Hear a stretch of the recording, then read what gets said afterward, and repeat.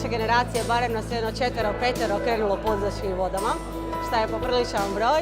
I meni je nekakva ideja rasti i kako rastam ja, vjerujem da će rasti par i obrnuto. Kako par bude rastao, rasti ćemo i mi koji smo ga završili. Veliko hvala svim profesorima, zaposlenicima i dekanici Visoke poslovne škole PAR.